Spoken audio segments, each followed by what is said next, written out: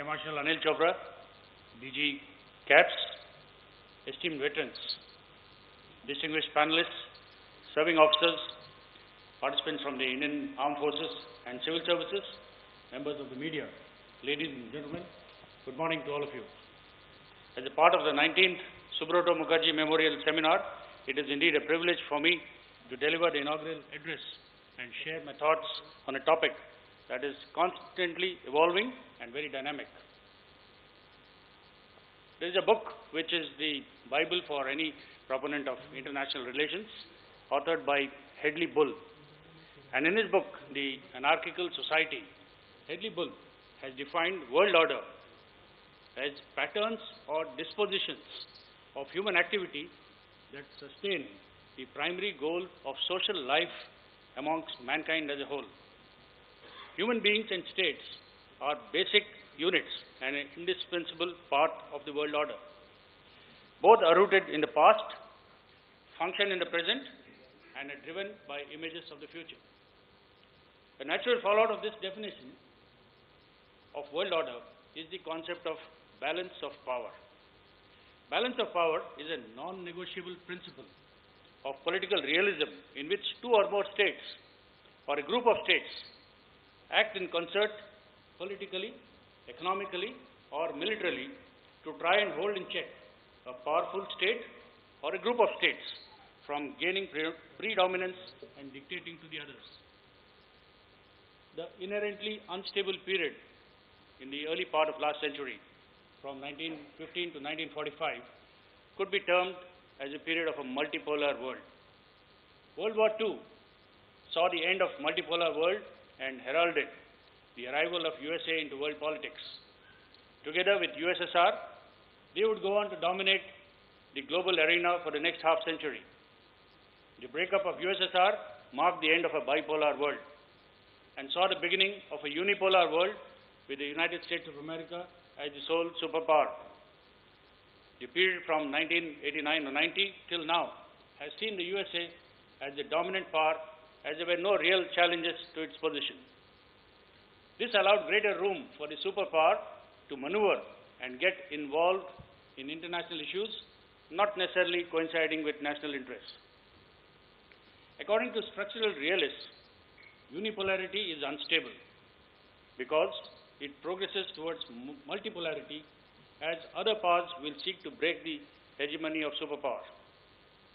This, ladies and gentlemen, is a very significant feature of the emerging world order.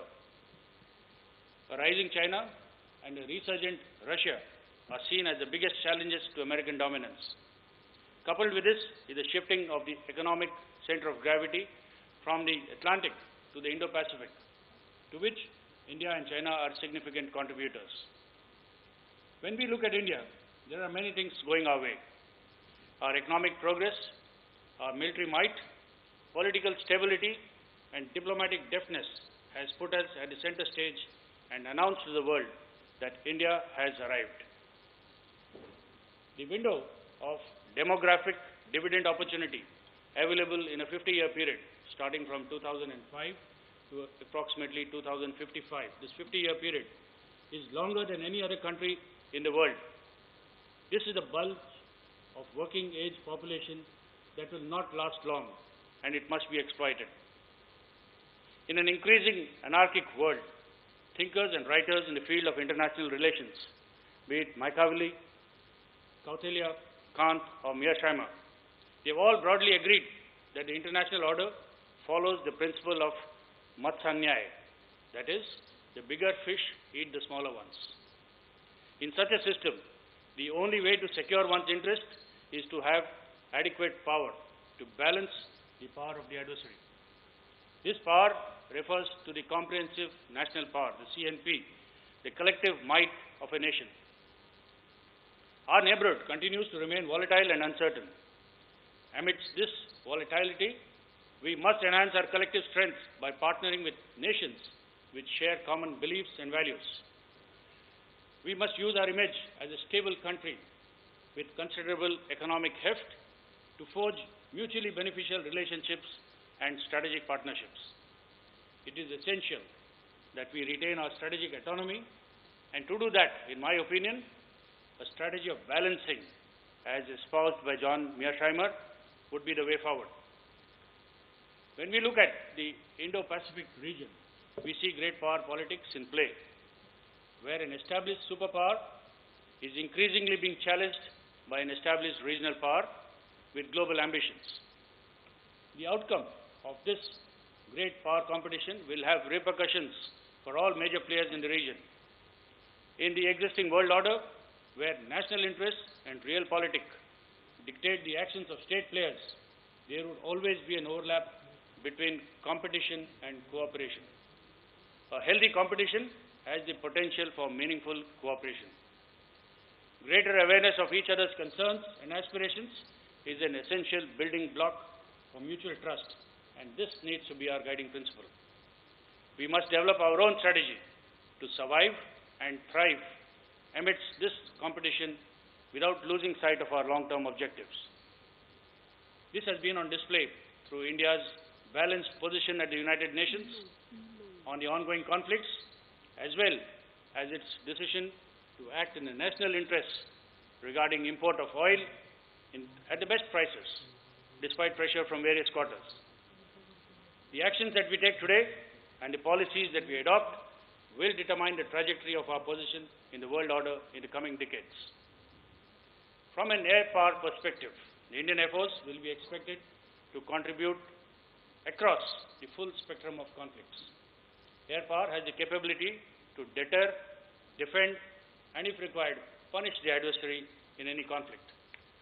Even at the lower end of the spectrum, during a no war, no peace situation or in purely peacetime situations, the Indian Air Force has been and will continue to contribute effectively in the pursuit of our national objectives.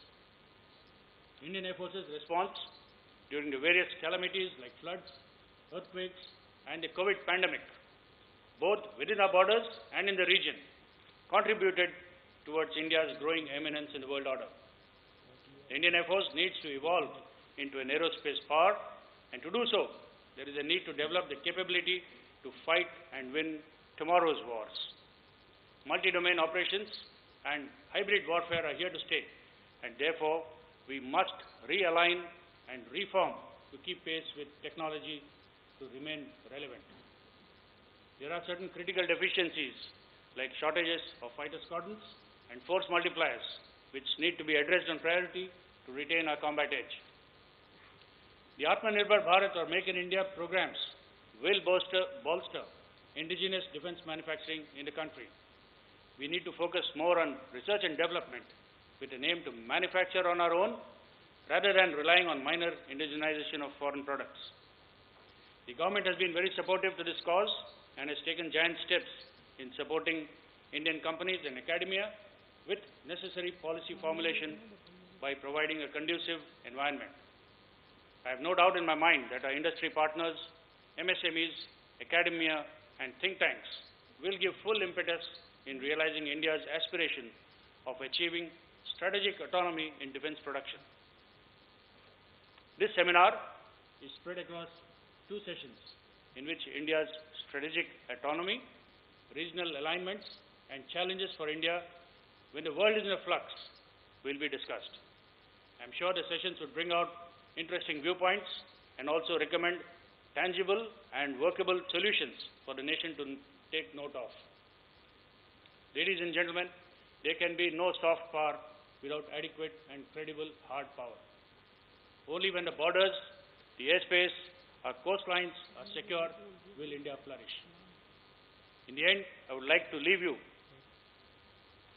with a statement made by our Honorable Prime Minister, and in his words, राष्ट्र की सुरक्षा के लिए ना किसी के दबाव में काम होगा, ना प्रभाव में, और ना ही किसी के अभाव में.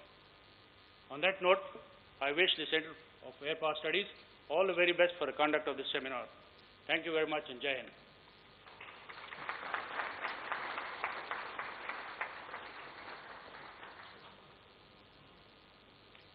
Sir, thank you for your inspiring words. Now I request Chief of Air Staff to release the CAPS book, The China Factor, Beijing's Expanding Engagement in Sri Lanka, Maldives, Bangladesh and Myanmar, authored by Mr. Shantanu Roy.